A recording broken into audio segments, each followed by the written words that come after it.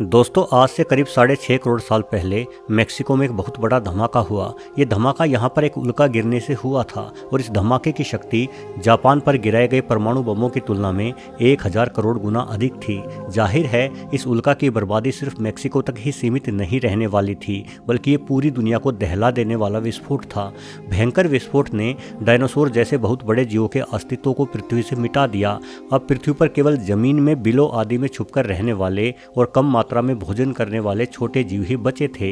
लेकिन इस बर्बादी से भी टाइटनोबोआ नामक विशाल सांप ने खुद को बचा लिया, क्योंकि बड़ा आकार रखने के बावजूद भी टाइटनोबोआ पानी या जमीन के भीतर छुप जाने में माहिर था। ये सांप लंबाई में 50 फीट और वजन में 1000 किलो से भी अधिक भारी हो जाता था। और चूंकि धरती से बड़े डायनासोर विलुप्त हो चुके थे, इसलिए इस भारी भरकम सांप से मुकाबला कर पाना सभी जीवों के बस से बाहर की ही बात थी। लेकिन उल्का की तबाही से बचने वाले जीवों में टाइटनोबोआ अकेला विशालकाय जीव नहीं था, बल्कि गहरे पानी में रहने की अपनी आदत के चलते पृथ्वी के इतिहास में पाए जाने वाले मगरमच्छों की सबसे बड़ी प्रजाति भी इस तबाही से बच गई थी। तो भला आखिर कैसे इन दोनों ही खतरनाक जीवों ने आपस में मुकाबला किया होगा, और इस मुकाबले में टाइटनोबोआ धरती के सबसे बड़े मगरमच्छ से क्यों हार गया एवं पृथ्वी से विलुप्त हो गया, और क्या यह मुकाबला आज तक जारी है? चलिए कुछ ऐसे ही सवालों के जवाब आज के वीडियो में जानने का प्रयास करते हैं। दोस्तों, फ्रेंच वैज्ञानिक अल्बर्ट फेलिक्स द लेपरेंट द्वारा वर्ष 1946 से वर्ष 1956 के बीच एक विशालकाय मगरमच्छ के जीवाश्मों को ढूंढा गया। शुरुआत में इन जीवाश्मों को किसी नई प्रजाति का डायनासोर ही मान लिया गया था, लेकिन और अधिक जांच पड़ताल करने के बाद पता चला कि ये जीवाश्म असल में किसी डायनासोर से नहीं बल्कि मगरमच्छ से अधिक मिलते थे। बाद में वैज्ञानिकों द्वारा लुप्त हो चुके इस मगरमच्छ को सार्कोसुकस नाम दिया गया। सार्कोसुकस वर्तमान में पाए जाने वाले मगरमच्छों के ही पूर्वज थे, जो कि वजन में 4 से 5000 किलो तक और लंबाई में 20 फीट से भी अधिक लंबे हो जाते थे। और ये मगरमच्छ 50 फीट के टाइटनोबोआ के लिए बहुत बड़ी मुसीबत बने हुए थे। विशाल मगरमच्छ के साथ साथ टाइटनोबोआ भी अपनी खुराक में मुख्य रूप से मछलियों को शामिल करता था, और एक जैसा भोजन होने के कारण इन दोनों ही जीवों में परस्पर संघर्ष हो जाना स्वाभाविक था। यदि हम सार्कोसुकस मगरमच्छ के दांतों और जबड़े का अध्ययन करते हैं तो ऐसा लगता है मानो इस मगरमच्छ ने जन्म ही टाइटनोबोआ से लड़ने के लिए लिया था। बेहद बड़ा शरीर होने के बावजूद भी सार्कोसुकस मगरमच्छ के दांत और जबड़ा इसके शरीर के अनुपात में छोटे थे। हालांकि ये मगरमच्छ बहुत बड़े जानवरों का शिकार भी कर लेता होगा, किंतु इसका ये लंबा और पतला जबड़ा किसी सांप को मार डालने के लिए बिल्कुल आदर्श प्रतीत होता है। किंतु फिर भी किसी टाइटनोबोआ जैसे लंबे चौड़े सांप को मार डालना इस मगरमच्छ के लिए इतना आसान काम भी नहीं रहा होगा, क्योंकि टाइटनोबोआ बेहद ही शक्तिशाली सांप था। यह अपने शिकार को अपनी मजबूत कुंडली में जकड़कर शिकार की हड्डियों को किसी ककड़ी की भांति तोड़ देता था। यदि हम वर्तमान की बात करें तो ऐसा लगता है कि वर्तमान में भी टाइटनोबोआ और सार्कोसुकस के मध्य में लड़ाई चली आ रही है। बस अंतर यही है कि अब इन दोनों ही जीवों के छोटे वंशज आपस में लड़ रहे हैं। जैसे कि एनाकोंडा और बर्मिश पाइथनों को अनेकों बार वर्तमान समय के मगरमच्छों से उलझते हुए देखा जा सकता है, और यदि आंकड़ों पर नजर डाले तो ऐसा लगता है कि इन दोनों ही जीवों के बीच में होती वर्तमान लड़ाई में जीत मगरमच्छों की बजाय अजगरों की होती है।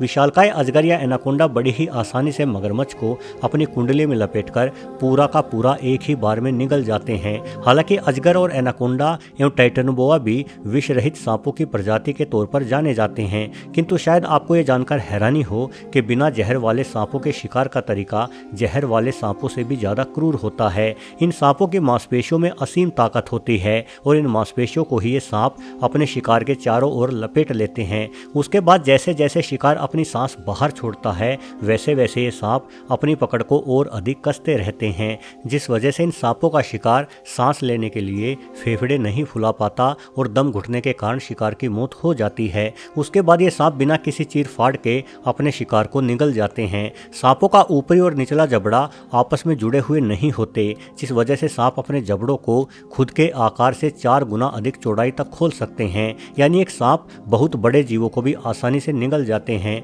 वहीं दूसरी ओर यदि मगरमच्छों की बात की जाए तो मगरमच्छ अपने शिकार की बुरी तरह से चीर फाड़ करने के लिए जाने जाते हैं।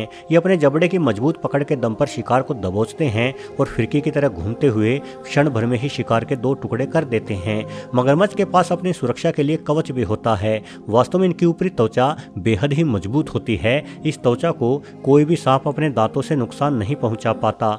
मगरमच्छ आसानी से अपनी सांस को आधे घंटे से भी अधिक समय तक रोके रह सकते हैं। यानी यदि कोई कोई अजगर मगरमच्छ को अपनी कुंडली में जकड़ता है तो मगरमच्छ का दम घोटने के लिए उस सांप को कम से कम आधा घंटे तक तो मगरमच्छ को दबोचकर ही रखना होगा, जो कि एक मुश्किल काम है। इस लंबे समय के दौरान मगरमच्छ अपने दांतों से सांप को गंभीर नुकसान पहुंचा सकता है। इसलिए जब अजगर किसी मगरमच्छ पर हमला करते हैं तो वो मगरमच्छ की गर्दन और जबड़ों को ही सबसे पहले निशाना बनाते हैं। अजगर मगरमच्छ के जबड़ों को अपनी कुंडली में जकड़ लेते हैं ताकि मगरमच्छ अपने दांतों से उस अजगर को ना काट पाए। धीरे धीरे अजगर मगरमच्छ की गर्दन को भी अपने शरीर से जकड़ लेते हैं और कई बार ये मगरमच्छ की गर्दन को इतनी जोरों से दबाते हैं कि मगरमच्छ की गर्दन की हड्डी ही टूट जाती है। सांप भले ही बहरे होते हों किंतु ये अपनी त्वचा से छोटे कंपन को भी महसूस कर लेते हैं। विभिन्न शोधों में देखा गया है कि अजगर अपने शिकार के दिल की धड़कन को भी महसूस कर सकते हैं। इसलिए अजगर तब तक मगरमच्छ को दबोचे रखते हैं जब तक मगरमच्छ का दिल धड़कना बंद ना हो जाए। दोस्तों, इसमें कोई दो राय नहीं है कि अजगरों के लिए मगरमच्छ का शिकार करना एक मुश्किल काम है, किंतु अजगर इस काम में अनेकों बार सफल होते दिख जाते हैं। आप इस तस्वीर में देखें, यहाँ फ्लोरिडा में 13 फुट के बर्मिश पाइथन ने 6 फीट के एलिगेटर का न सिर्फ शिकार किया बल्कि उसे आसानी से निगल भी गया।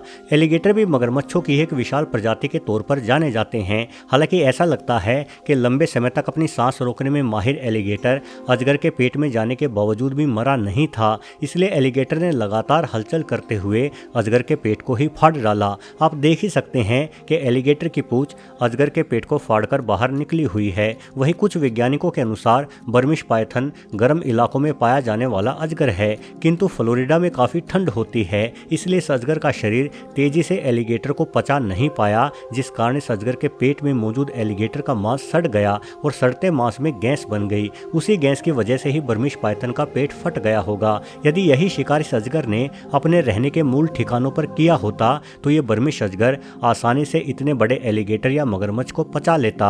असल में बर्मिश पाइथन फ्लोरिडा का मूल निवासी नहीं है, बल्कि ये अजगर भारत और बांग्लादेश के आसपास के जंगलों में पाए जाते हैं, किंतु फ्लोरिडा के स्थानीय लोगों द्वारा इन अजगरों को बड़ी संख्या में पालतू बनाया जा रहा है। लेकिन जब ये पालतू अजगर बहुत बड़े हो जाते हैं तो लोग इन्हें डर के मारे आसपास के जंगलों में छोड़ आते हैं। यही कारण है कि आज फ्लोरिडा के जंगलों में बर्मिश अजगरों की संख्या तेजी से बढ़ती जा रही है और फ्लोरिडा के वन्य अधिकारियों के अनुसार आज फ्लोरिडा के मूल निवासी यानी एलिगेटर लगातार इन बर्मिश अजगरों का शिकार बन रहे हैं एवं अपने अस्तित्व की जंग हार रहे हैं। अब सोचने वाली बात यह है कि जब अजगरों के पूर्वज यानी टाइटोनोबोआ मगरमच्छों के पूर्वज यानी सार्कोसुकस से जंग हारकर अपना अस्तित्व नहीं बचा पाए तो वर्तमान में भला इन दोनों जीवों के बीच चलती लड़ाई में अजगर क्यों जीत रहे हैं? दरअसल इसके पीछे एक बड़ा कारण है।